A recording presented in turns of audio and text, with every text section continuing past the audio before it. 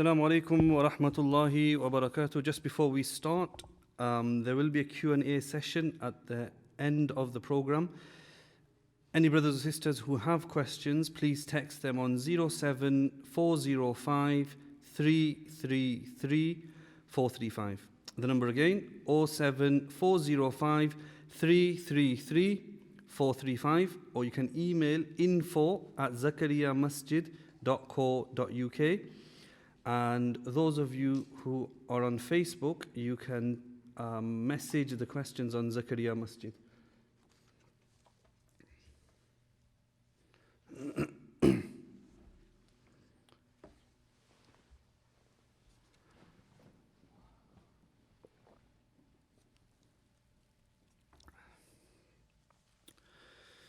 بسم الله الرحمن الرحيم الحمد لله الذي هدانا إلى الصراط المستقيم والصلاة والسلام على رسوله الأمين وعلى آله الطاهرين وأصحابه الكاملين أما بعد فأعوذ بالله من الشيطان الرجيم بسم الله الرحمن الرحيم لا يكلف الله نفسا إلا وسعها لها ما كسبت وعليها ما اكتسبت وقال تعالى وكان حقا علينا نصر المؤمنين وقال تعالى وما النصر إلا من عند الله إن الله عزيز حكيم صدق الله العظيم وقال النبي صلى الله عليه وسلم إن أشد الناس بلاء الأنبياء ثم الأمثل فالأمثل. Dear respected ulama, elders, brothers and sisters, Assalamu alaikum wa rahmatullahi wa barakatuh. The topic allocated for today's program is black magic and evil eye in Islam and its relation to mental health. The topic is quite a controversial one. It's not one you hear every day from the mimbar, or any imam talks about it regularly. And one of the reasons for this is the topic and subject of black magic, evil eye, jinn, jadoo, nazar. These things are related to the unseen, the ghaib. Because we can't see these things. That's why there's a lot of controversy as to what is black magic, nazar, what isn't. There are certain things which are proven in Quran and Hadith. There are certain things which aren't mentioned, and there are some grey areas which we are unsure about. And with regards to this topic, there are many things we learn from experience, because not everything is mentioned in Quran and Hadith. So the purpose of today's talk will be first and foremost to prove and establish and substantiate whether black magic and evil eye exists in Islam or not. And then inshallah we will share some details from experience, and hopefully we will end the session with the treatment, ruqya, ta'weed, etc. Now it's very important in Islam that we seek knowledge about something before we talk about it. I'm sure brothers and sisters will agree that a person who wishes to speak about anything, whether it's on a platform like this, whether it's on social media, Facebook, Instagram, Snapchat, WhatsApp message, you need to be well versed before we open our mouths. We need to know what we're talking about. Why?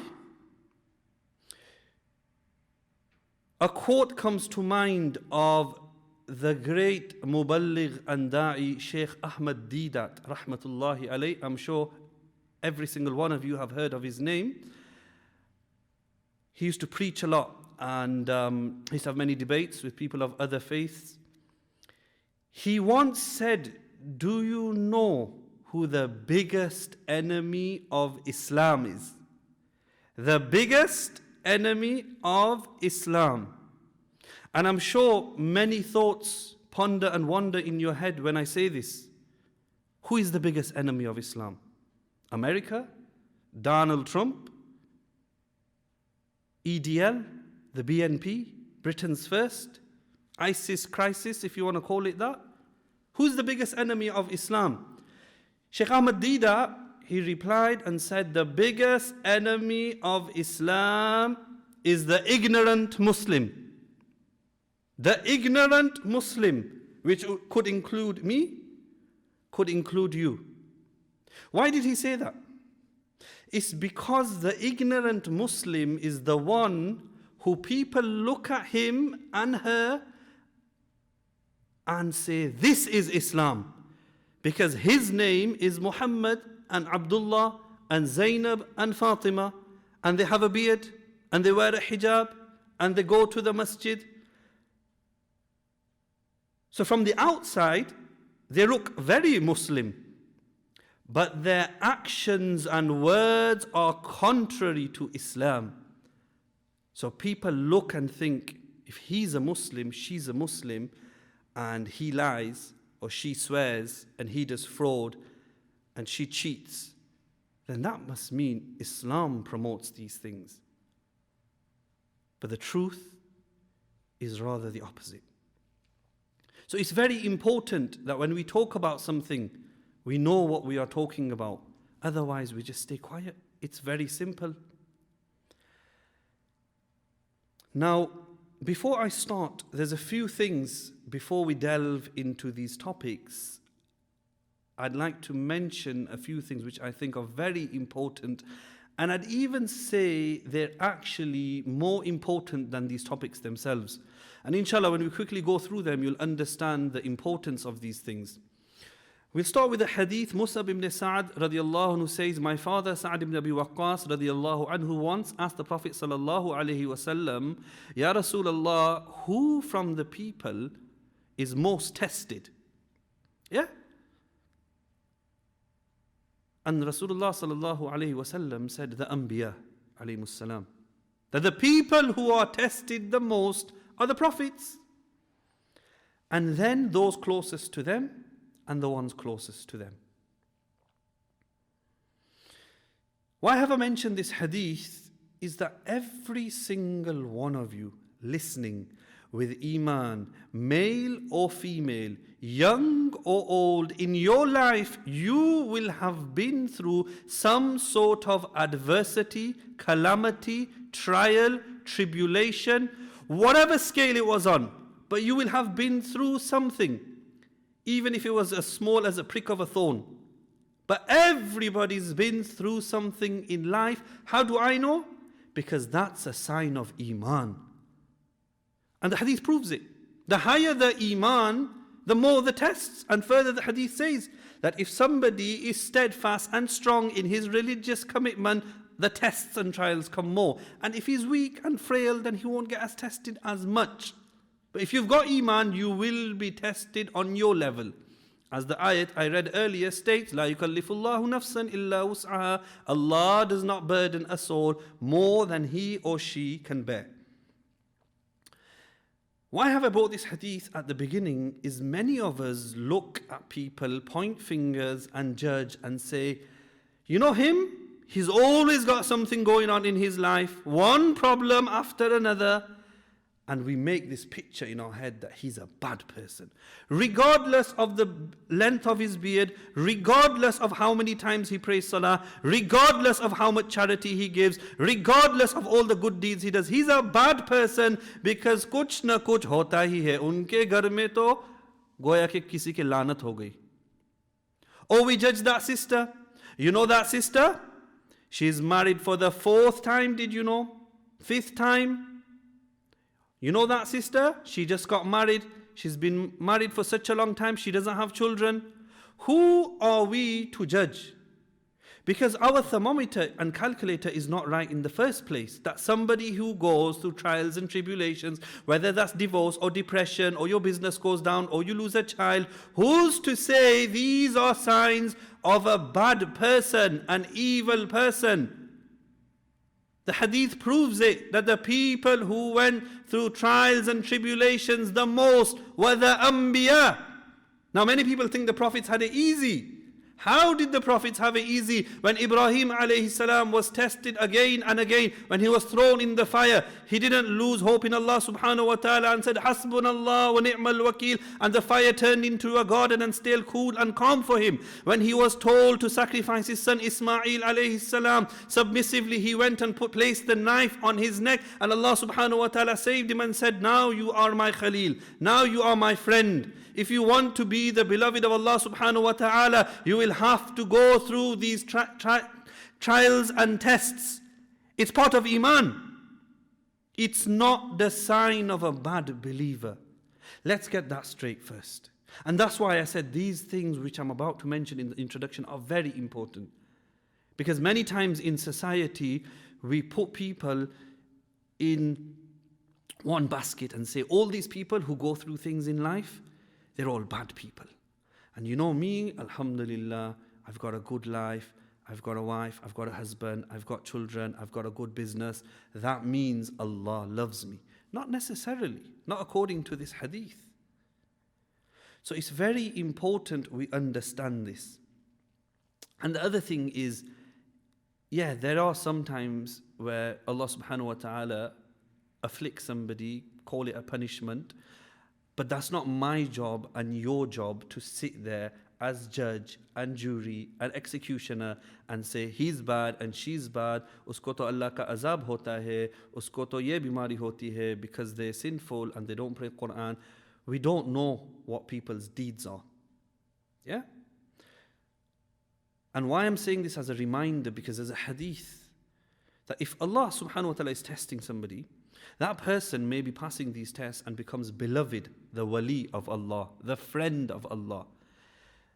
And when a person becomes a friend of Allah subhanahu wa ta'ala, if you speak ill against them or you act against them, then you do not go to war with that person. You do not go to war with me. You do not go to war with any military. You go direct to war with Allah subhanahu wa ta'ala. It's a hadith. Hadith Qudsi, Man aada li waliyan faqad adhantuhu bil harb. That whoever shows enmity, harbors hatred towards one of my friends, I go to war with him. So these people which I'm talking about that go through trials and tribulations and might seem that they have from the outside a very tough life, a hard life, but they're bearing patience, then why me and you open our mouths and comment on their lives? Because remember, the wali of Allah, the friend of Allah, isn't always somebody with a long beard and a long thawb and a long jabba. Yeah? And it's not the sister with a loose hijab and a loose abaya and loose clothing. They could be. I'm saying that's not a rule. That to be a wali of Allah, you have to have these things. That's totally incorrect.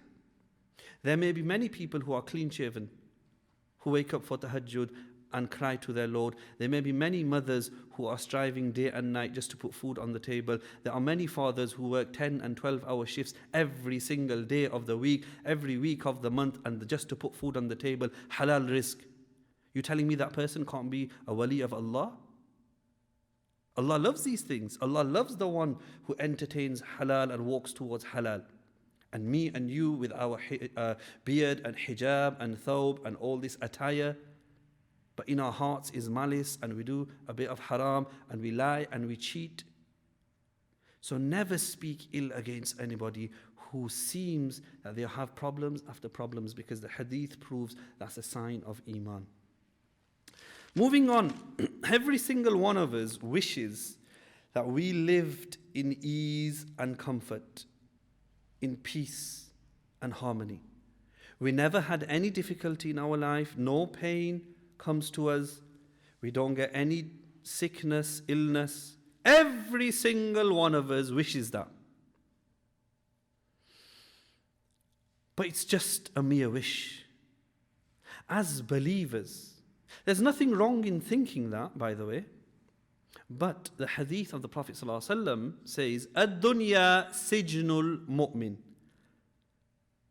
That the world is a prison for the believers. I'll repeat. The world is a prison for the believers. وَجَنَّةُ الْكَافِرِ, and Jannat, paradise for the non-believers. Very quickly, I'm going to explain this hadith. So if Rasulullah sallallahu alaihi wasallam described for you and I this world as a prison, and we all know what happens in prison. Not saying that anybody's been, but we know what happens in prisons. There are restrictions, there's confinements, there's certain things you can do only at certain times, only certain foods you can eat, you can't go out when you want to, you can't meet who you want to. Yeah, there's law and order. In the same way, Allah subhanahu wa ta'ala, for the Muslims, through Quran and Hadith, has made halal and haram. Allah has sent commandments. Ramadan is coming in 2 weeks, a very fine example. From morning till sunset, we won't be able to eat because Allah doesn't want us to. Yeah? At night we will pray Taraweeh. Throughout the year we pray 5 times Salah, specific times of the day. So we also have rules and regulations, just like a prison. We can't eat what we want to. You can't eat pork. You can't eat bacon. Yeah, you can eat halal, dhabiha. You can drink Coca-Cola and orange juice, but you can't drink alcohol and wine. So Rasulullah ﷺ is saying that this world is not your permanent abode. It's a prison.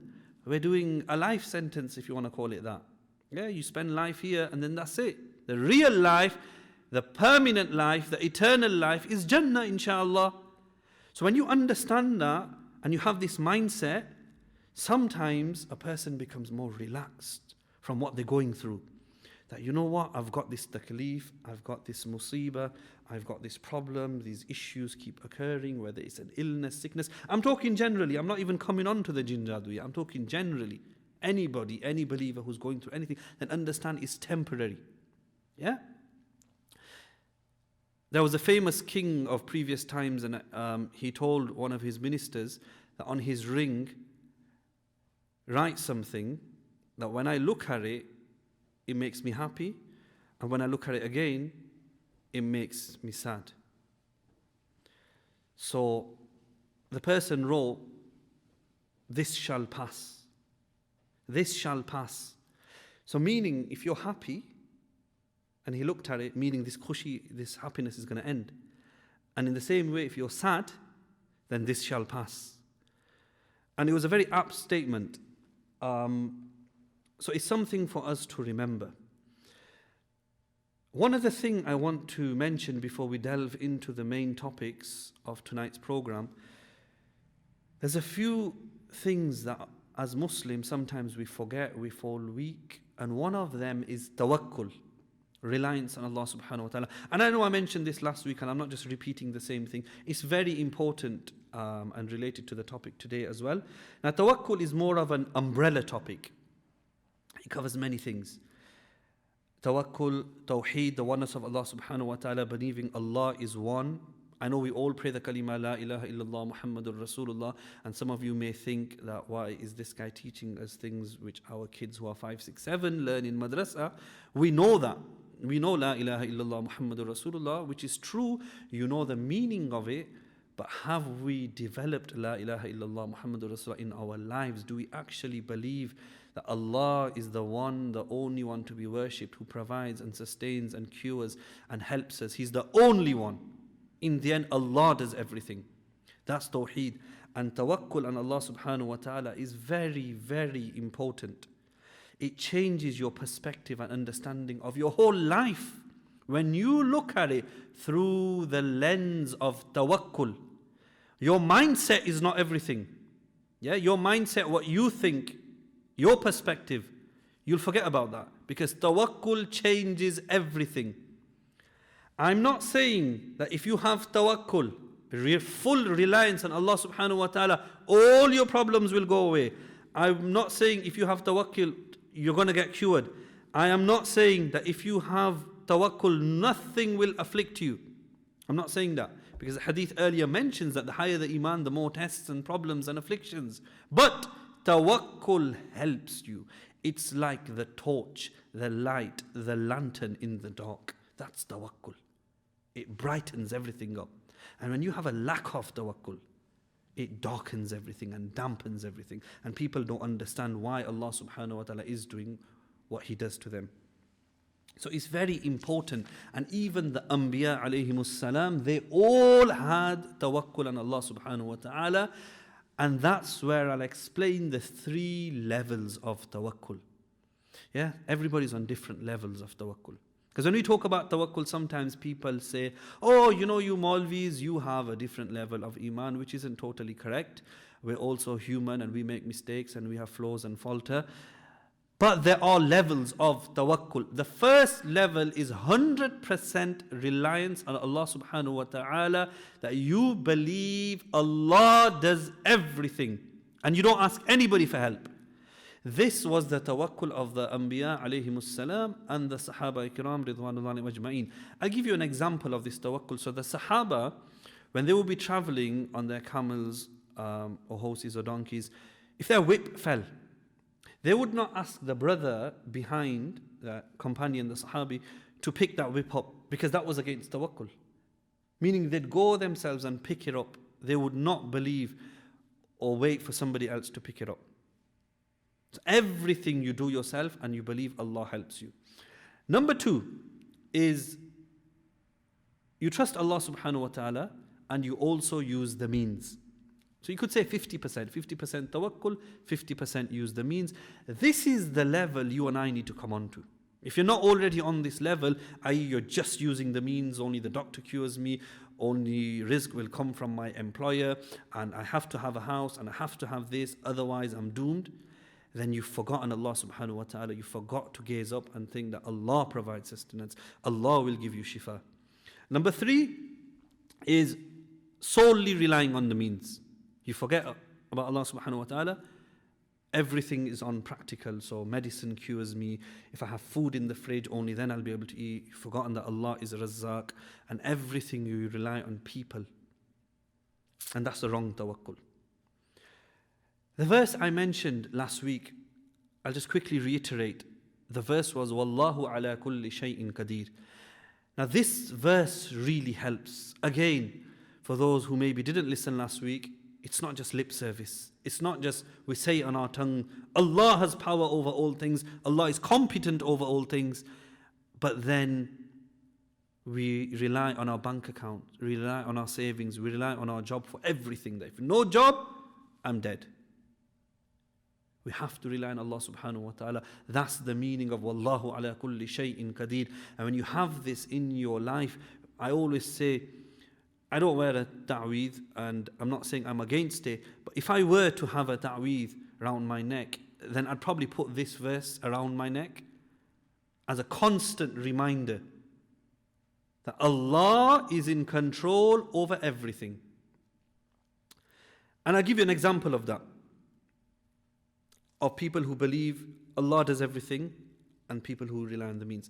There's 2 people, person X, person Y. Both have headache. Yeah, severe headache. And both take paracetamol. Person X gets cured. Person Y doesn't get cured. Anybody know why?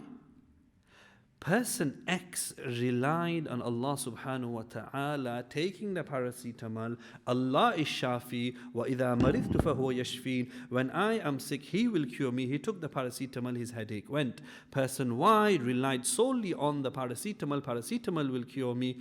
And he didn't get better because Allah wanted to teach him. Listen, it's not your paracetamol. It's not your medicine, your doctor, your pharmacist that cures me. You've forgotten about me. And that's a very basic example. And Hadith Qudsi proves this. أَنَا عِنْدَ ظَنِّ عَبْدِي بِي. I am as my servant thinks of me. If you believe Allah is Razzaq, He'll provide for you. Whether you're sitting at home, you're unemployed, self-employed, Allah will provide for you for the next few months. You don't need to worry. And when it comes to black magic and evil eye, tawakkul plays a big part. A very big part. Because many people, and I've heard this with my own ears, many people say very loosely, very casually from their tongues, Fula Mulana, he cures. Fula Pir Sahib, he cures. Fula Taweez is very good. Yeah, that person cures. This Maulana cures. This Pir Sahib cures. Some even go to the graves to worship and bow down and say, he in the grave will give us babies. He will get our daughters married. He will cure us. This is totally incorrect. This is shirk. The biggest sin in Islam. And that's why I say this is totally devoid of tawakkul. You've forgotten Allah subhanahu wa ta'ala. You don't need these means to get to Allah subhanahu wa ta'ala. You don't need to go and bow down at the grave. You don't need to worship the grave. You don't need to bow down to any Pir or any Maulana or any Taweez. And this is why it's very important. Because people loosely say this on their tongues, but they forget when it comes to Aqidah issues, it's black and white. Wrong or right. There's no middle path. And it's very serious, especially people from the Asian subcontinent. We have this in our communities more than the Arabs. Let's be frank. Yeah? I've heard many of my teachers even say that when it comes to a'mal, our people, the Indian, Pakistani, Bangladeshi people, we're very good with the beard and the white thobe and the amama, and your miswak in your pocket. It's very good. I'm not belittling it. And the sister with a hijab, and Quran in your pocket, and tasbih, your a'mal are very good. But when it comes to Aqidah, which is the main thing, your foundation, the fundamentals, sometimes we're shaking. Because our Aqidah is not correct. We rely on Pir Sahib, we rely on Maulana Sahib, we rely on the worship at the grave, and we rely on the Taweez, which is totally incorrect. You have forgotten about Allah subhanahu wa ta'ala. You have forgotten the one who gives children. You have forgotten the one who can connect marriages. You have forgotten the one that will cure you. It's many times I hear people, especially in Blackburn, Pehla Maulana, Preston ma, Bolton ma, ye to fatafat ilaj kare. Statements like that will give you a fatafat place in Jahannam. Because you cannot believe solely that this Maulana is Shafi. He cures. He's only the means. He's only the means. We have to remember that. It's very important and vital points. Do you understand why I said at the start that this little introduction, which I know is going quite long, but to me is more important than the topics to come. The topics to come you will find in a book, online, on YouTube. But it's these topics why I chose to say at the start that don't get discussed often enough. We don't hear it. It's because this beard and thobe deceives us. The hijab and the abaya deceives us. And like I said, I'll be very frank about the Arab community. You go to Saudi Arabia, you go to these Arabs, most of them, they don't have full beards. They're clean shaven, or they have a bit of a stubble, and they have their trousers rolling below their ankles. They've got the Quran Mus'haf straight on the floor. Straight on the floor. Yeah, all of that in our eyes are major sins. And it is bad. I'm not saying it's okay to roll your trousers below your ankles and put the Quran on the floor. But we need to look at ourselves. All that is bad. But when it comes to Aqidah, we see these people. Look in these war-torn countries, in Syria, in Yemen, in Palestine. When they say, Hasbunallah wa ni'mal wakil, the heavens tear apart. And sometimes when we say it, even a piece of paper doesn't tear apart. Because the Hasbunallah wa ni'mal wakil means nothing. We rely so much on money and means and materialism. Look at these people, meet these people, and look at their iman. And you'll see and you will learn that iman and tawheed and tawakkul is everything. It will save you on the day of Qiyamah. Your belief in Allah subhanahu wa ta'ala, what you think of Allah subhanahu wa ta'ala, your perception of Allah subhanahu wa ta'ala. The hadith again, I am as my servant thinks of me. So if you think the doctor cures, the nurse cures, the hospital cures, the pharmacy cures, the Maulana cures, the Ta'weez cures, then maybe Allah might not give you shifa because your thinking is wrong. Your mentality is wrong. And that's the first thing we need to do is change our mentality. Brothers and sisters, it is so important. I cannot stress and emphasize anymore. Moving on to the first topic of evil eye. Now, when we talk about these things, like I said, a lot of people like to debate the so-called armchair warriors, keyboard warriors. And these people, more often than not, do not have knowledge of these things, and they'll say, all of this, nazar, jinn, jadoo, sab bakwas hai. Yeah, it's all rubbish, it's nonsense. And that's why I'm sat here today to see, is it really nonsense?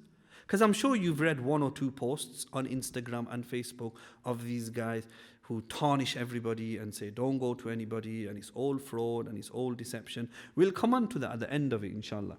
But first, we need to see, does Quran and Hadith prove these things or not? When we open the Quran, the book of Allah subhanahu wa ta'ala, you open Surah Yusuf, you will find the verse, وَقَالَ يَا بَنِيَّ لَا تَدْخُلُوا مِنْ بَابٍ وَاحِدٍ وَادْخُلُوا مِنْ أَبْوَابٍ مُتَفَرِّقَةٍ.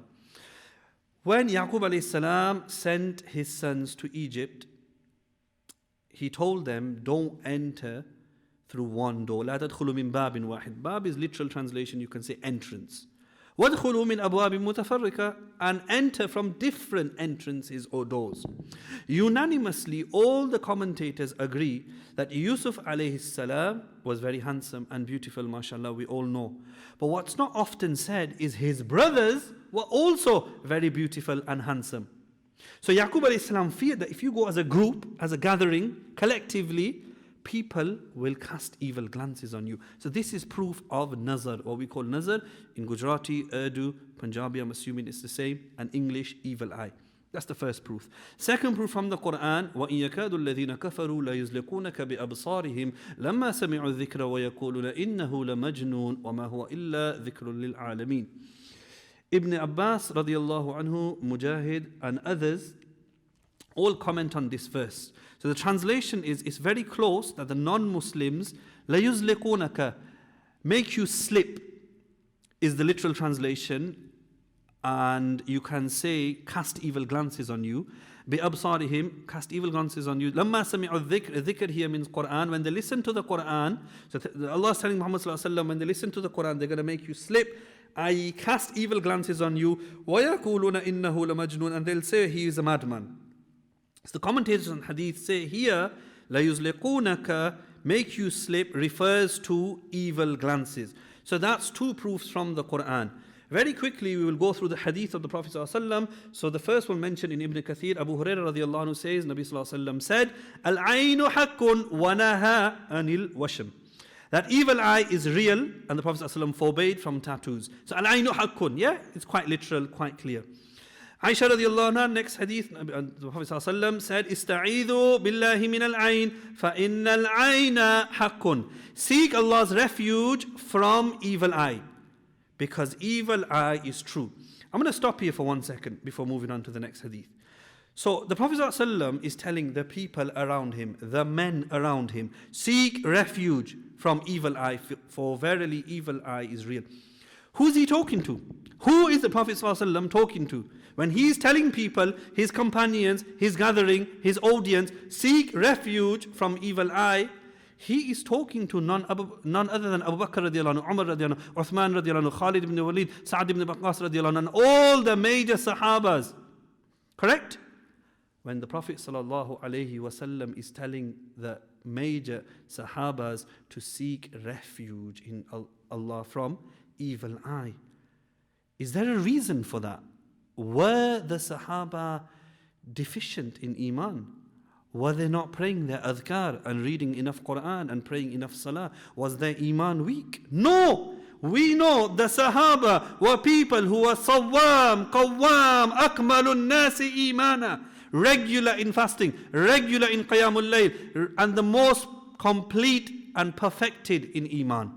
These people were told, seek refuge in Allah from the evil eye. Where are you and I? Yeah? With wobbly Iman, with deficient Iman, with low battery Iman. Where would we come in that? Because if Abu Bakr and Umar were told that, despite the height of their Iman, Where does it leave you and I? Why have I stopped here and mentioned this point is because many people say to me, Maulana, मैं तो नमाज पढ़ता हूँ, जमात में जाता हूँ, घर में तालीम होती है, मंजिल पढ़ते हैं, हिज़्बुल आज़म और मुअव्वज़ात पढ़ते हैं, बेशक. Do not stop those things. But those things does not mean that you cannot get evil eye, which we'll come on to later. But it's a fine point I'm mentioning for those people who think that they are nazar proof or jadoo proof, if you want to call it that.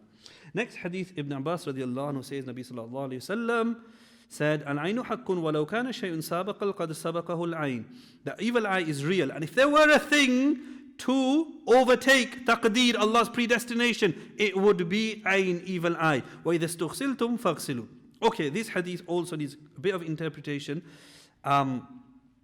So it's saying evil eye is real. And if there were a thing to overtake taqdeer, we all know what taqdeer is, yeah? 50,000 years before the heavens and earth were created, Allah wrote everything because Allah knew, yeah? And now everything's coming into action. So that's one thing. And then the hadith says, if there were to be something that overtakes taqdeer, it would be evil eye. Here, we've got to understand there's two types of taqdeer. Taqdeer mubram and mu'allaq. Mubram is decreed, ordained. It's going to happen. It's black and white. You can't change it. Mu'allaq is conditional. So I'll give you an example, which is in hadith basically. The Prophet ﷺ says that if you want to extend your provisions, your livelihood, then keep good ties with your relatives. So Allah subhanahu wa ta'ala may extend your life. Right? So I'm, for example, going to live till 60, but if I'm good with my relatives and parents and family, Allah will say, you know what, I'll give you 65 years.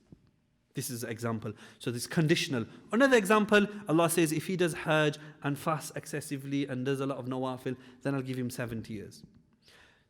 So these are two types of taqdeer. Now, everything's written that this person's going to die, but sometimes because of evil eye, excessive evil eye, quite harmful evil eye, a person's age could come down, that it causes him death. This is what the hadith means. And the further hadith explain it. إن العين لتولع الرجل بإذن الله حتى يسعد حالكا يتردى من. Musnad Ahmad, this hadith, the Prophet ﷺ said, evil eye affects a person that if he's on a mountain, with the permission of Allah, it will drop him from the mountain. So somebody's climbed the mountain, he's at the top, and because of excessive evil eye, it's made him fall. In other words, it's killed him. Does that make sense? The last hadith, أكثر من يموت من أمتي بعد كتاب الله وقضائه وقدره بالأنفس يعني بالعين. The Prophet ﷺ said, the majority from my ummah that will die بعد كتاب الله. كتاب الله is normally referred to Quran. Here it means lawh mahfuz, again, which is taqdeer. So after taqdeer, the majority that are going to die, what's going to cause it? بعد كتاب الله وقضائه وقدره بالأنفس, meaning evil eye. So majority after taqdeer, whatever's written, the second highest category will be people who basically died from evil eye. And this is why many ulama quote this. It's not a hadith as far as I know, that if you were to enter a graveyard and it was said to you 1/3 of the people in this graveyard, so just 1,000 people, so 300 odd, died from evil eye, it could be said that's true. That's the proof. For all those people out there who are listening, who debate, and all these armchair commanders and these keyboard warriors, that's the hadith. If you want to listen, accept it, that evil eye exists. If you don't want to, fabiha, and you will answer to Allah subhanahu wa ta'ala. Now, one question arises that people usually ask when it comes to ayn, nazar, that there's another term called hasad. Now, hasad is slightly different, and people ask what's worse, ayn or hasad.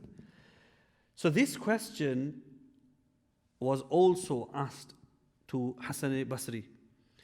And he said that if you look at the last ayah of Surah Falaq, Surah Falaq, the last two surahs of the Quran, Surah Falaq, Surah Nas, Surah Falaq, the last verse, وَمِن شَرِّ حَاسِدٍ إِذَا حَسَدٍ. Here you are seeking refuge from the envier when he envies, or the jealous person when he's jealous. So this proves that hasad is actually worse. Now let's understand, evil eye can be quite common. Yeah, there's different levels of evil eye. One can be very innocent, which a mother can do to her own daughter, a father can do to a son, husband can do to the wife. You can actually do on your own self. You look in the mirror and you got a new cardigan on and you quite fancy yourself and think, mashallah, I'm looking good today. And you can put evil eye on your own self. And then there's obviously the dangerous one, where people look at you and think, oh, mashallah, he's good looking, she's good looking, they've got a fancy car, they've got a big house, and they have evil intentions toward you. That's the higher level. Now, hasad linguistically means tamanna zawalu ni'matil ghayr, that for you to wish or desire that Allah's blessed somebody with something, again what I said, a house, a car, a job, a beautiful voice, good looks, anything. Someone's a hafiz of Quran, someone's an alima, any blessing, and you want Allah to take that away from them. That's hasad. So hasad's quite deadly, and hasad is normally targeted.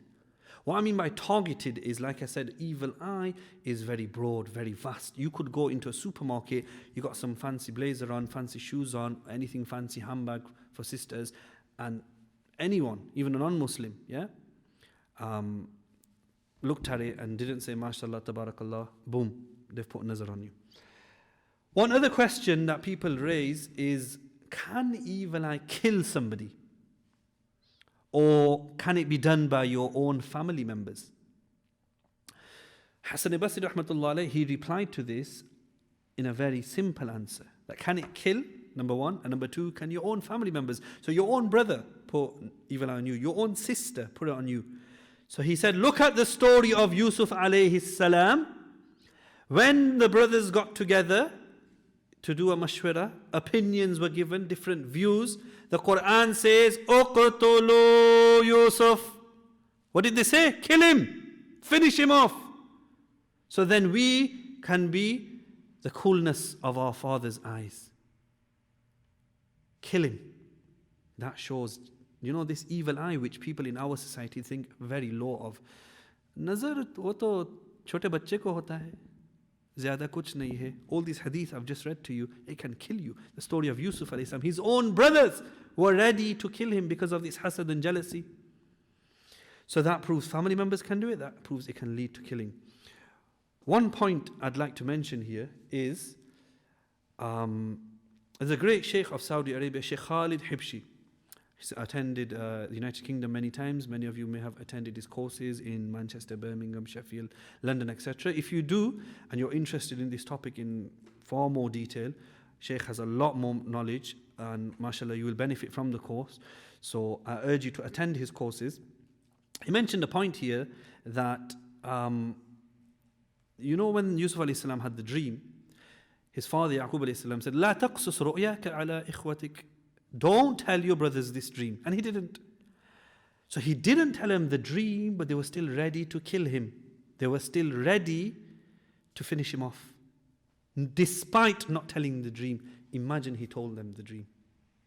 What would they have done? Because the dream was a glad tiding for him. So nazar travels very fast, faster than light, faster than a plane, and nazar can harm you in many ways. And people don't understand it. Nazar can sometimes cause medical issues. How many times have we seen a brother or a sister in ICU or on a coma and they just don't get better, and doctors don't understand? The reason they don't understand, sometimes, not all the times, is because they've got nazar. We have to have this belief. So it's very important that we understand what nazar can do. And I'm going to explain in a minute very quickly the symptoms of nazar, what it can do to a person. I just want to mention one misunderstanding is nazar, obviously ayn means eye. So people think you can look and give nazar only. That's wrong. You could go to somebody's house and taste their biryani and not say mashallah, and then the biryani pot burnt. That's your nazar. You could go to somebody's house and smell some baking biscuits, cake or whatever. Very nice. He didn't say mashallah barakallah, the cake burnt in the oven. And it's the same with hearing. Nazar can be done by listening. You come to the masjid, you heard the imam, mashallah, sounds like the imam of haram, or somebody, boy or girl with a nasheed, and you didn't say mashallah tabarakallah, and then that person gets a sore throat, that person becomes ill because of your nazar. So obviously it was innocent, you didn't intend harm, but it still did the damage. How do we cure nazar? Is first and foremost, stop envying others. Look at the blessing Allah subhanahu wa ta'ala has given you. Learn to say, MashaAllah, Barakallah. When you see a car, a dress you like, shoes, handbag, house, anything. Number two, hasad, like I said, is more targeted towards one person, your enemy. Then you need to break that enmity. First and foremost, give gifts to each other. Start by doing salam and think of good qualities in that person. If you can't do nothing, make dua for them. Number three, know how deadly it is. How deadly is hasad and ayn. Hadith says, إِنَّ الْحَسَدَ يَأْكُلُ الْحَسَنَاتِ كَمَا تَأْكُلُ النَّارُ الْحَطَبَ. That jealousy eats away your good deeds. So all your fasting in Ramadan, all your tarawih, all the adhkar and the 1,000 duruds you read on a Friday, and all your hajj wiped away. كَمَا تَأْكُلُ النَّارُ الْحَطَبَ. Just like you put wood in a fire, and how quickly it goes, your good deeds are burning away. They're becoming ashes. Is it worth it? Is it worth it? Because remember, it's not physical. This is a thought in the heart. Okay, I watch a TV and this is what I want to do and I want to finish him off. It's totally incorrect. And lastly, be content with Allah subhanahu wa ta'ala, what He's given you, His taqdeer. Now I will mention the symptoms very quickly. So how do you know if you've got nazar? Now, what it is with these symptoms, a lot of them are common symptoms, yeah, which some of you are going to say, well, you know what, I've got all of them. That doesn't necessarily mean you've got nazar. Take the symptoms with a pinch of salt. It's not a general rule. Like headache is the first one, yeah? Everybody gets a headache. Yeah, I probably get a headache end of this talk. It doesn't mean that necessarily somebody's put nazar. So there's a fine line. But very quickly, there's a long list. So headaches, getting headaches, constant headaches, very bad migraines, and I'd look into it. Yawning without wanting to sleep, constant burping without eating, hot and cold flushes for no reason, tight-chested, insomnia, you can't sleep completely or you lack sleep, putting on weight without necessarily eating too much, hair loss, darkening under the eyes, sometimes particularly women get dark circles around the eyes, becoming very pale, permanent headache, seeing ants in the house, insects, sometimes insects you've never seen or heard of, a whole army of them. Babies, for children, constantly crying, not having milk or food. How common will nazar become? Imam Ahmad ibn Hanbal, rahmatullah alayhi, is very famous quote that before Qiyamah, a time will come when every household will be affected. Meaning you won't hear of a household, but one person will be affected of evil eye and jealousy. Moving on swiftly to the next topic is black magic and evil. Just black magic. I'll quickly mention, if there's something you don't understand, I know some of the things I'm going through very vaguely, you can ask questions and inshallah we will have time. Black magic is known in the Quran in Arabic as sihr. Yeah, the word sihr, when you read the story of Musa alayhi salam, which comes repeatedly in the Quran, it's known as sihr, magic, black magic, if you want to refer it to that. Sihr is of two types, takhili and hakiki. So takhili comes from the word takhayyul, imaginative. It's not real. And that is the story of Musa alayhi salam, when all the magicians, thousands of them, threw their staffs and sticks. It appeared that they turned into snakes. But they didn't really. The jadoo was done on the eyes, the black magic. Quran says, Saharu a'yun an-nas. They did the magic on the people's eyes. Yeah, yukhayyalu ilayhi min sihrim anna tas'a. That it felt from the magic that they were running. And the second type is hakiki, actual magic. And that's the common one which we know in our people. The one that separates husband and wife, the one that causes unemployment and fertility issues, etc. Now, many people think jadoo is just husband and wife, just marriage related. Again, incorrect. The biggest type of jadoo mentioned in the Quran is ma yufarriquna bihi bayna al-mar'i wa zawji, to separate husband and wife. But a few other things which jadoo can cause are infertility, employment, financial issues. A person can't get married, or they get married and keep getting divorced, insomnia, arguments, not necessarily husband and wife, again, mum, dad, brother, sister, anybody basically. Sometimes people just argue with everybody, work, on the bus, in the street, in the masjid. Illnesses, jadoo calls illnesses. Many times we've seen people who had cancer, even some cases of cancer, and they did the correct treatment and their cancer symptoms went away. Blinding of people, junoon, causing madness, blood coming excessively. It can also cause a person to kill somebody. Somebody wants to separate you from your mom, from your dad. You get very angry towards them to the point of killing. It can also cause people to do sins. Zina, gambling, intoxicants is very common. I'm not saying every person who's an alcoholic out there and a gambler out there or a druggie is jadoo. Yeah? Don't misquote me. Sometimes it can be the case, particularly when you know somebody, a brother or sister, was practicing. Yeah, she wore a hijab, she was practicing, she was pious, doing adhkar. All of a sudden, hijab's off, clothes have changed, dhikr, adhkar, everything's finished. Same with the brother, stopped coming to the masjid. He was first saf musalli, and now he doesn't even come for Jummah, he doesn't fast in Ramadan, beard's off, everything's off. Drastic. Then you've got to look into that. Again, I'm not saying it as a general rule, but it can happen. So, you've got to understand, in the jadoo world, you're dealing with things you can't see. It's related to ghaib. So it's very difficult to understand it. And before I explain, let me mention another thing before I forget, is there's one term, white magic, which is out there in the people, yeah, white magic. And it's played down a bit. It's like it's not as haram and it's not as bad. Non-Muslims refer to it as well, white magic. There's no such thing as white magic. It's the same. Black magic, white magic, pink or yellow, they're all haram, they're all shirk. It's the same thing. The reason this term came out is, this white magic is often used for somebody can't get married, so they give you a piece of paper, call it a ta'weez, and in there is black magic, white magic. It's jadoo basically. But they don't refer it to it as that. Same with pregnancy, someone can't pregnant, tie this around your hand or your stomach and this, but in there is something dodgy. So we need to avoid all forms of magic. Now the proof that black magic exists, again, some people don't believe in it. So the Quran ayat in Surah Baqarah, long verse, وَاتَّبَعُوا مَا تَتْلُو الشَّيَاطِينُ عَلَى مُلْكِ سُلَيْمَانَ, talks about sihr. So that's Quran. And the hadith, something which is undeniable, that the Prophet ﷺ himself had sihr, jadoo. And the Prophet ﷺ's sihr was in such a way for 6 months. Yeah, this is the Nabi of Allah. Wahi was coming down to him. Jibreel alayhi salam was meeting him and embracing him. He still did not know that he had sihr. Why am I emphasizing on this point? Is because many times a brother or a sister, when we say to them, you've got issues, you need to get checked out, this happened, that happened. But brother, I've been married for 20 years. I've been having these issues.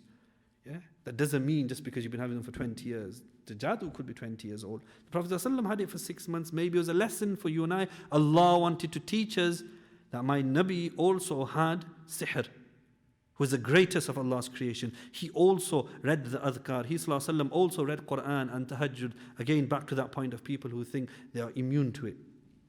So it's very important we understand it. The Prophet ﷺ sihr was done by a man called Labid ibn A'sam.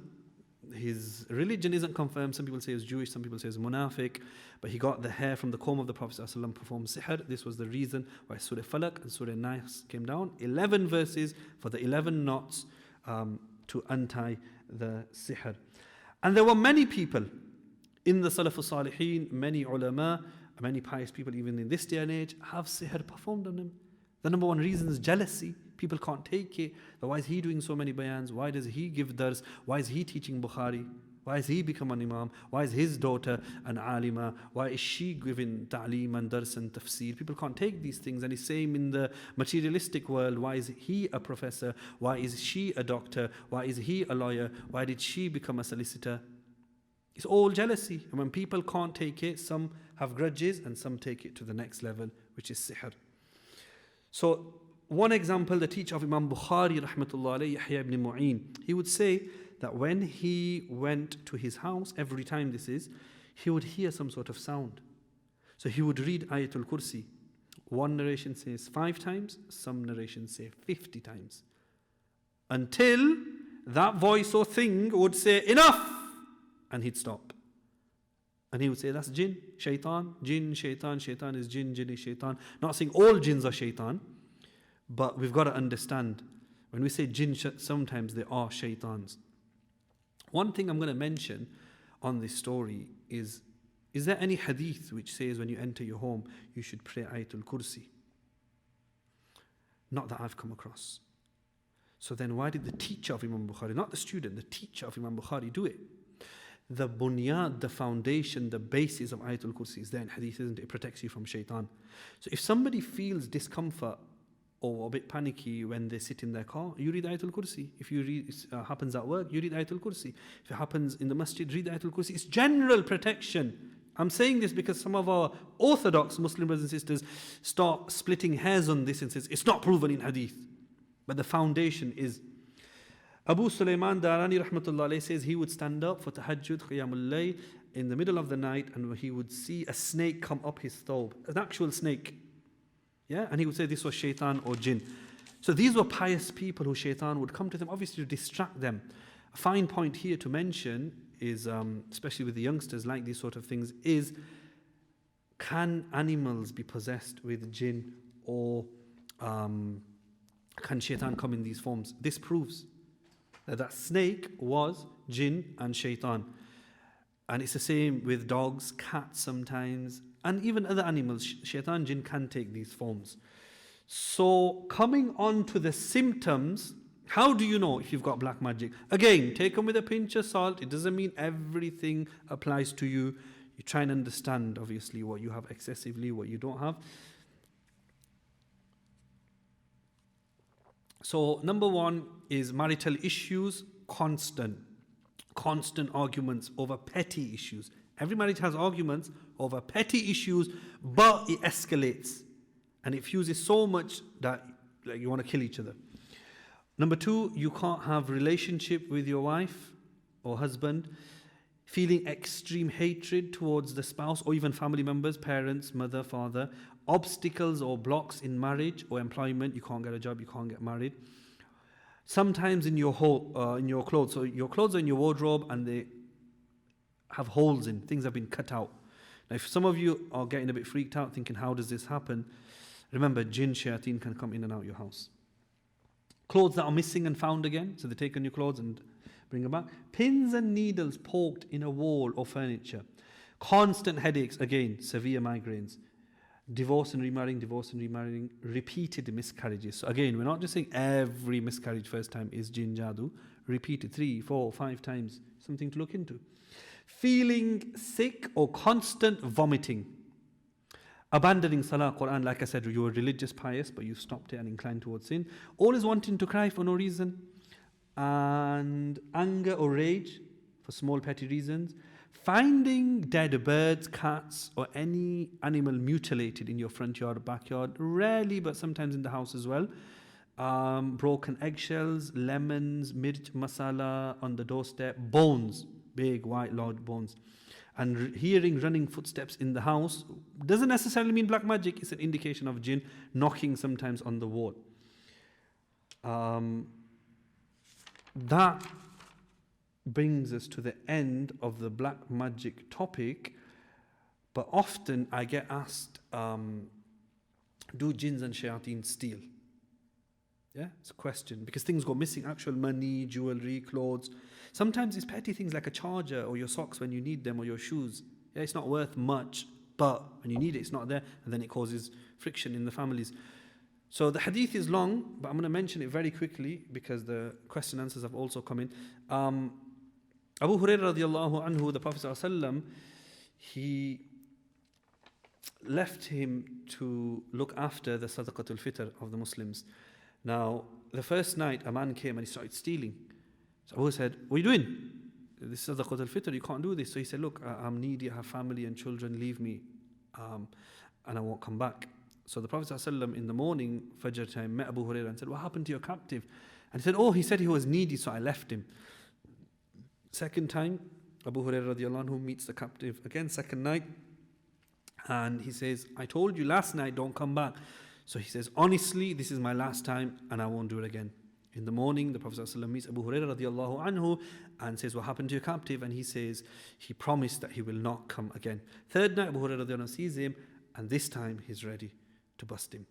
And then he says, okay, let me take it third time and I will teach you something which will protect you from shaitan. And he said, what is it? And he read, Allahu la ilaha illa huwa al-hayyul qayyum la ta'khudhu sinatun wa la nawm, till the end of the verse. In the morning, the Prophet ﷺ meets Abu Hurairah radiallahu anhu and says, Abu Hurairah, what happened? And he says, oh, Nabi of Allah, he taught me something. He said, what did he teach you? And he said, if I pray this at night, it protects me and my family. I said, what was the verse? And he said, Allahu la ilaha illa al-hayyum. Nabi sallallahu alayhi wa sallam said, he is a liar, but he has spoken the truth. And he was none other than Shaitaan. From this story, ulama deduced that Shaitaan was stealing. Yeah, he was stealing sadaqatul fitr. So jinns and shayateen can steal from your house. Another thing is many people ask, do non-Muslims also do black magic and do they get affected?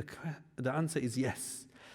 When I started giving these lectures about 6 months ago, there was an article in one of the tabloid newspapers and it said 70,000 women in the UK declare themselves as sorcerers.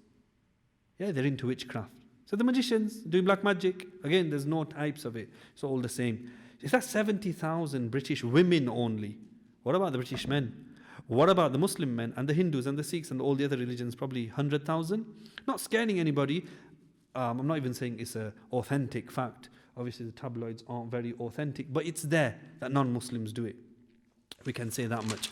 So it's not just a thing which 10, 15 years ago people used to say, oh, Hindustan, Pakistan mein hota hai.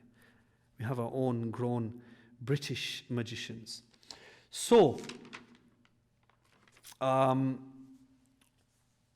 does black magic happen? It's quite long.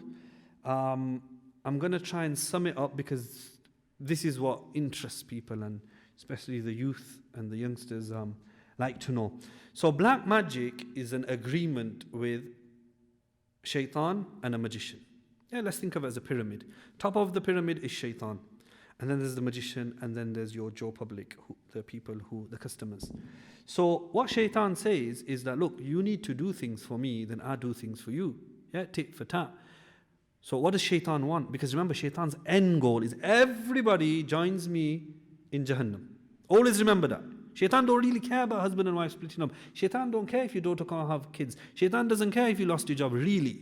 The end goal is lead towards kufr, because these things cause despondency in people. When you can't get married, when you can't have kids, when you don't have a job.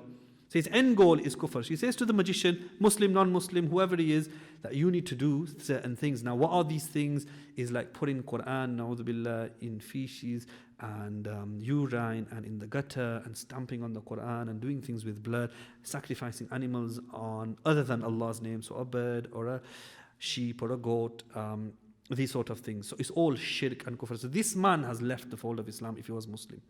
Then comes his customers. So the customers will be, like I said, anybody, Muslim, non-Muslim, and they'll say, oh, my daughter can't have children. My son, he can't get married. My husband, he's very angry, very violent, calm him down.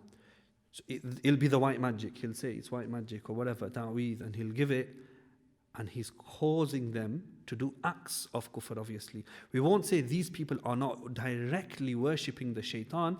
So what he's doing is slowly bringing them on, because pyramid, Shaitaan, the magicians, and then your Joe public, your customers. So Shaitaan's loving it at the top. So Shaitaan will cause these things to happen. So now this husband won't get angry. This lady will be able to have children. This one will get married. And on the negative side as well, this husband will get divorced with his wife. This one will have arguments with his mother, etc. And Shaitaan's causing all of this because a human can't do anything. So I'll mention that whenever jadoo is done, black magic, there's always jinn involvement. Because in our terms, when we say jinn, people think possession, it's inside me. No, it's not inside you. Jinn can be around you. They're the ones who cause the damage. The magician sat in his shrine can't do anything. He's just got an agreement with Shaitaan. So that's very briefly of how black magic happens. One thing I'll say, which is very true, is the more this magician does for Shaitaan, the bigger the sacrifice Shaitaan will give. Meaning, again, don't want to freak anybody out, but like I said, killing of animals, and then it comes on to killing of people as well. So you kill people, he'll like burn somebody's house down, break somebody's business up, kill generations off. And in that, you kill a baby, masoom child, Shaitaan will do sajda to you. We'll end it on that. So that's how black magic is done. Now concluding with how do you treat yourself and who do you go to if somebody is affected or you know somebody who's affected. I'm going to explain a few principles which are quite important. Okay, the questions are coming in quick and fast, mashallah. We know in every sector, every race, every religion has few rotten apples. No religion is perfect, yeah? Islam is perfect, Quran is perfect, Hadith, but the Muslims aren't. That's my point, yeah? And then you get professionals, doctors who have dodgy doctors, you get teachers who abuse children, you get police who abuse their power, you get doctors who've killed people, and etc., etc. But nobody says don't go to the doctors, generalization, tarnishing everybody with your magic brush. Nobody says don't send your kids to school because this teacher abused somebody in London or Scotland, yeah? You can't generalize like that. It's the same with this field. And I think that's fair. That's my explanation.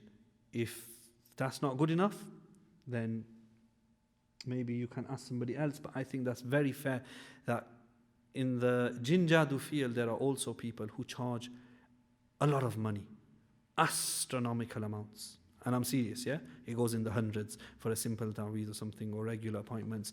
And then you'll get people who malpractice. So you all have, and I have, common sense, yeah? The great common sense. Hopefully, inshallah, we all have that. And common sense plays a big part. So if somebody's charging you 3-figure sums, then don't go to him. If somebody's touching women in the wrong place or doing things which are against Sharia, then don't go to them. It's simple. Allah would not place shifa, cure, in haram. It's very simple, yeah? And we all know these things. Young children know these things, that this is wrong and it's haram. Doing things against Sharia, because Allah will never place, yeah, that you have to touch a woman, for example, or a child, because this is what leads to the malpractice. That's why I'm saying it. So it's all based on common sense, and you should never go alone, even if it's a man or a woman. Never go alone to somebody. Always go with your mahram, or if it's a brother, go with somebody else. Now, when it comes to treatment, there's normally two routes people take. One is the ruqya path, one is ta'weed. And again, the proof is the Prophet ﷺ, he told Aisha radiallahu anha, amarana an nastarqiya min al-ayn, that seek ruqya from evil eye. And it can be done for jadoo as well. And he said, if you don't find somebody, if you can't do it yourself, basically, seek, which means you can go to somebody. For all those people who say, don't go to anybody. And I'm not promoting anybody's business here. It's just fact. Because sometimes even religious people say, kisi ke paas mat jana, wo to chala jayega, charcoal paro, charcoal. I am not against charcoal. Charcoal works. But the example is simple. If somebody, male or female, has jinn possessed, then charcoal isn't sufficient. Just like if you have a headache, a paracetamol is sufficient. If you have cancer, paracetamol isn't sufficient. I think the example is quite clear. Then it comes on to ta'weed. Now with ta'weed, sometimes it's problematic. People from subcontinent 50, 60, 100 years ago only knew this method. Right? Why is it problematic? Is because some of these very papers which we have and these grids, they are the black magic. And you wear them around your neck and in your wallet and hang them up on your doors. And then your cousin or auntie, uncle, dada, nani, nana, nani sends them from India, Pakistan, Bangladesh. Say, hifazat ke liye. Bacche ke hifazat ke liye. And you've had that in your house. But these people didn't have sincere intentions towards you. So with ta'weed, I'm going to be very fair, plain and frank. If you can see it, what it says is Quran, get it read by an alim or an alima, then by all means do it. Yeah? But don't rely on it. Again, it's same with ruqya. You don't rely on it, on the Raqi. He doesn't cure, or the Quran. It's Allah that cures through the Quran. Yeah? Many people might read Quran, but they don't get cured. Allah doesn't want it. Allah doesn't will. Same with the ta'weez. I'm saying that because some people are very OCD, that this is the ta'weez. I have to keep it in my car. I have to keep it in my pocket. And if they forget it, they won't go to work. Or they've lost it, they won't go to work. And if they've gone to work, they'll go back and cause problems. And these sort of things. And that's wrong. The day you've left the ta'weez at home, then rely on Allah subhanahu wa ta'ala.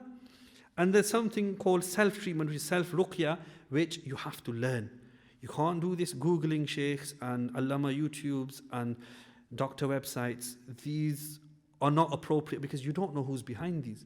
Sometimes they're not even Muslims. Yeah?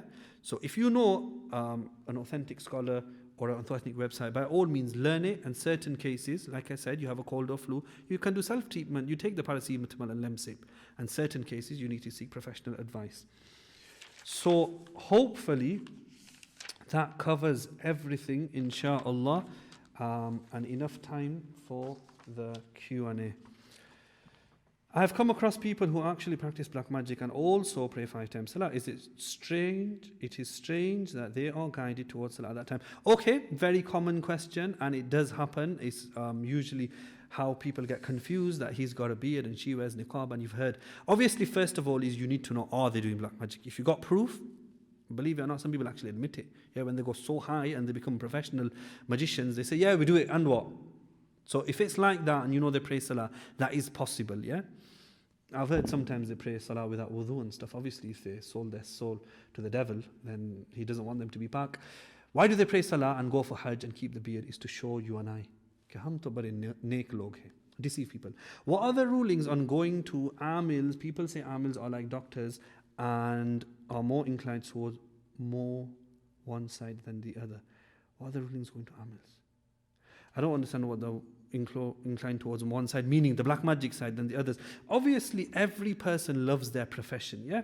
So every amil is going to promote his black magic, another more, but obviously it should be done fairly. People who treat, I know some people, there's nothing wrong with you, it's mental health. You got physical issues, medical issues, there are people like that. So yeah, there's got to be a balance. You can have black magic and you can have medical issues, in short. What is the proper Islamic ruling on wearing a ta'weed? I think I've explained that. So it is permissible. We won't say that all ta'weeds are shirk. And where the hadith, which some brothers who are very orthodox quote, all ta'weeds are shirk, the Prophet ﷺ was talking to the ta'weed of jahiliyyah, what contains shirk. Believe it or not, there's a hadith which says ruqya is shirk. Yeah? There's a hadith which says ruqya is shirk. Look at the commentary. Stop copy and pasting. Ruqya is shirk, meaning the ruqya of jahiliyyah, the incantations which contain the idols' names, etc. So you got to be fair. Don't just quote ruqya. Ta'weez is shirk. Ruqya is also mentioned in hadith that ruqya is shirk. How can one perform ruqya on themselves if they're struggling with the finance and can't afford? So I think I've mentioned that. Try and learn of somebody, a reliable website. Contact somebody, inshallah. I have heard of a story, or may it be fact, that a Muslim may be a friend of Allah, performed extreme levels of dhikr of Allah, and as a result, he lost his eyesight. I am wondering if you heard of this, and if you can clarify this, can this ever happen? An extreme dhikr. Extreme dhikr can affect the human body, and this is why you need to do it under the supervision of a sheikh. That's all I'm going to say on that. If I'm hearing whispers at night in my ear, is this because I have been affected? So generally, if you're hearing a voice, which mental health doctors will refer as schizophrenia sometimes, it could be jinn. Yeah, because in Islam, we don't believe in dead people, we don't believe in ghosts. So it could be jinn. Obviously, sleep with wudu, read Ayatul Kursi. And that's another thing I was going to mention. Apart from ruqya and ta'weez, there are other forms of treatment, which I'll quickly mention in the last minute, is such as cupping. Yeah, the Prophet ﷺ encouraged cupping, black seed oil, olive oil, reading Quran generally, manzil, dua books like Hizbul A'zam, Munajati Maqbool, Mu'awwadat, generally these wazifa books, as long as they're authentic, get one and read it. Morning, evening adhkar. This is one thing which I really, really wish people would promote in the ummah more, because it is so beneficial. You know, some people do these lambe chore wazifa. No offense to them, yeah. Some of them aren't authentic. Some of them, they don't, forget authentic, like, some are like da'if hadith. Okay, that's fine. But some have no basis. Yeah, it's just passed on. Bill passed to Ted passed to Bob, and Bob passed it to you. That's how that wazifa came. Why are you doing that when the Nabi Sallallahu Alaihi Wasallam has prescribed authentic du'as for morning and evening? I know they take long, 2, 3, 4, but these are for your protection. And other things such as ajwa, dates, zamzam. Zamzam, in our people, hajj mein gaya, umrah mein gaya, zamzam. No, zamzam should be in every household. It is shifa. Every dua you make at zamzam, Allah answers it. So keep zamzam and drink it, not just in Ramadan and for hajj and umrah. There's one other question which isn't related. It says basically somebody's a madrasa teacher in Lancashire. They've been working for 2 years. I work 10 hours a week and I get paid a flat rate of £5 an hour. I declare to HMRC that I only work 5 hours. So from the 10, you're declaring half. I am not in receipt of any benefits. I have asked the principal to show my hours, but they are refusing. Am I cheating the state? So in other words, you're avoiding tax. This is related to black magic, but I'll quickly answer it because we've got time. If you're not showing hours, which is like here 10 hours and you're showing 5, or commonly in people they work 35, 40 hours and they only declare 40, that is lying. Lying is haram, so it's classed as fraud, which is wrong, number one. Number two, if your principal is refusing to show the hours, then that's also wrong. It says here it's a madrasa, so I suggest you speak to them. And obviously, Islamic institutes are not free from the law of the land. So whoever you are, I suggest you declare your hours, and then you'll be perfectly halal. But a lot of people do this, avoiding tax, and they show less hours but actually work more. Then cut your hours down. Hopefully that's all the questions answers. We make dua to Allah subhanahu wa ta'ala that Allah accept this program of ours, Allah accept what is beneficial, anything which is wrong, and anything which is incorrect is from myself, nafs and shaitan. May Allah subhanahu wa ta'ala grant cure to all those people who are suffering from black magic, jadoo, any illness. May Allah subhanahu wa ta'ala guide you to an authentic source for shifa. Yeah. You know some of the wasifas where they say pray Qul Huwallahu 1,000 times, Yeah. or pray such and such a verse of the Quran 3,000 times. Ji. Can you say a bit more about that? Is that Okay, so again, you know, if it's like a surah, like I said, charcoal, focals, ayatul kursi, these sort of things, if it's authentic and somebody from the experience, what I said at the start, some things, black magic, evil eye from experience, and somebody says, if you read this 313 times, you get cured. Fabiha, do it, because the Quran is authentic, yeah? And from their experience, they're saying it, number one. Number two is, if it's something like a dua, then as long as the words are correct. So if somebody says, read this dua, and you see a lot of duas are in Arabic. Now, if you go to Saudi Arabia, they all make dua in Arabic. But they're not all in Quran and Hadith. Sometimes the Imam might make his own dua of that Allah save us from sihr and jinn and ayn, etc. And he's just made it up. There's nothing wrong with it. We make dua in Gujarati, in English, in Punjabi, Urdu, etc. So as long as the words are okay and it's authentic, then, but you should get it checked. Now, when it comes to some other wazifas which aren't Quran and Hadith, which are duas and do this many times, get it approved by somebody, because of one of the questions I was asked, that doing excessive zikr and stuff can harm you. So you have to do it under a sheikh and a reliable scholar. We'll end on that. Subhanallah, bihamdi, subhanakallahumma, bihamdika, wa ashhadu an la ilaha illa anta.